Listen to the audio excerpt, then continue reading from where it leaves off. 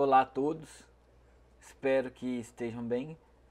Dando continuidade à nossa aula de detecção de sinais, na aula de hoje iremos estudar o nosso terceiro detector, chamado como magnitude quadrada da coerência, ou pela abreviatura MSC.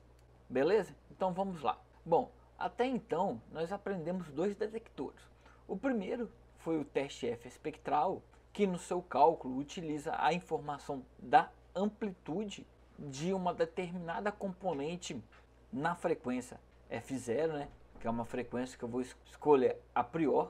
O segundo detector foi a nossa CSM, que utiliza a amplitude da fase da componente espectral na frequência F0. Ok? Bom, não dá para definir qual é o melhor detector, né? Cada um desses detectores tem apresentado desempenhos diferentes em função do conjunto de dados no qual eles estão sendo aplicados.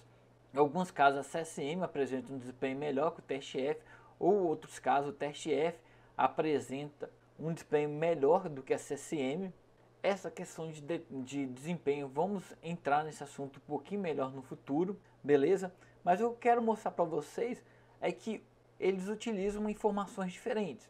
Agora o nosso próximo detector, que é o terceiro, que é o objetivo dessa aula, né, que é a MSC, ao invés de utilizar somente uma dessas informações, né, amplitude ou fase de um espectro, ela vai utilizar as duas informações, amplitude mais a fase, ok? Mas adiante eu pretendo mostrar de maneira intuitiva como eu posso combinar essas duas informações para gerar um detector, que nesse caso é a nossa MSC. Beleza? Então vamos lá. E qual é a ideia da MSC? Para entender a MSC, vamos voltar à ideia da CSM, né? Onde eu tenho um sinal em função do nosso tempo, né? Esse sinal é um sinal periódico com uma frequência F0, então vou desenhar esse sinal periódico. E a nossa CSM divide os nossos sinais em janelas de tal forma que cada uma dessas janelas compreende o número de ciclos completo da nossa frequência F0. Então vou considerar que as nossas janelas compreendem apenas um ciclo, para ficar até mais fácil de desenhar, né? Então vou aqui, ó, dividir em três janelas, né? Onde o nosso T é o inverso da nossa frequência. Então aqui eu tenho as minhas três janelas. Janela 3, como podemos observar, eu tenho três ondas sincronizadas aqui, né? Então, nossa CSM, para cada uma dessas janelas, eu vou estimar a fase da janela, que eu vou indicar aqui como a janela 1, como índice 1, né? Para essa frequência específica. Então, vou lá, ó. E a partir dessas medidas da fase das janelas, eu calculo as sincronizações delas, né? Se forem valores similares, né, ou próximos, eu vou ter um valor de sincronização ou da nossa CSM um valor alto. E se elas forem valores totalmente diferentes, quer dizer que esses sinais não estão sincronizados e eu não tenho uma presença de um sinal com a frequência F0. E o valor da nossa medida de sincronismo vai ser um valor baixo. Isso também pode ser analisado no nosso plano polar, né? Considerando que eu só estou analisando a fase, então vou usar um raio unitário, onde eu vou desenhar as três fases, aqui, ó, mais ou menos tem as minhas três fases. Onde a nossa CSM é 1 menos a dispersão dele, a variância dessas minhas fases aqui. Graficamente dá para observar se essas fases forem sincronizadas, elas vão estar concentradas em torno de um valor médio, e se eu não tiver a presença do meu sinal, as minhas fases vão estar dispersas em torno do meu círculo. Por exemplo, as medidas de três fases aqui, ó.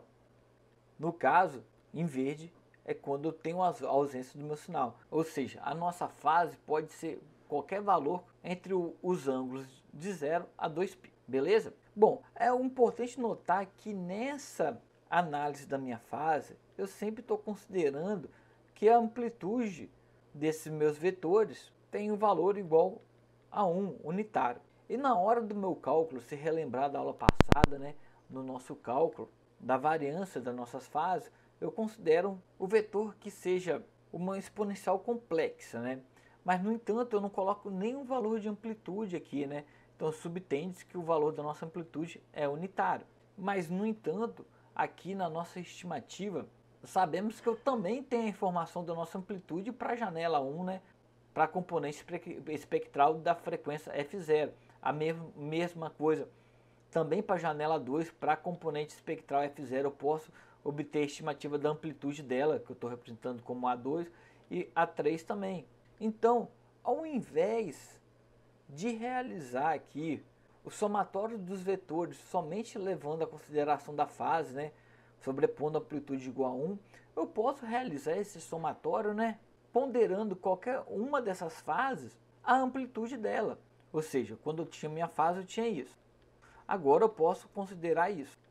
Ou seja, eu tenho aqui um somatório, né, dos meus vetores. Antes era o somatório dos meus ângulos, né, porque eu estava considerando que a amplitude de cada um desses vetores é igual a 1. Aqui, nessa segunda linha, eu tenho um somatório vetorial dos meus vetores, sendo que o meu vetor é composto pela magnitude da amplitude de cada uma das janelas e o ângulo de cada uma das janelas. Então, vetorialmente, indicando nessa figura com uma cor preta, eu teria aqui, ó, no lugar do O3, que eu estou olhando para esse vetor meu, eu teria esse vetor com esse ângulo mesmo, mais a amplitude que está sendo estimada aqui. Por exemplo, vou considerar esse meu vetor. Ó. Agora, no segundo vetor da janela 2, né, amplitude dessa janela. Então, vamos botar, por exemplo, eu teria um valor aqui, ó, e o ângulo é o mesmo. E aqui, ó, amplitude um pouquinho maior, né, no desenho, vou colocar uma amplitude maior aqui, ó, para o nosso ângulo O1. Então, agora eu tenho um somatório dos vetores considerando a amplitude deles, né. Então, em termos gerais, a MSC, um pouco similar à CSM, né, baseia em janelar e verificar o sincronismo, mas no local da CSM, que só considera nesse cálculo dela as informações do ângulo, a MSC também considera a informação das amplitudes e intuitivamente equivale a um somatório de vetores, onde agora a amplitude desses meus vetores, né, é dado pela amplitude da componente F0.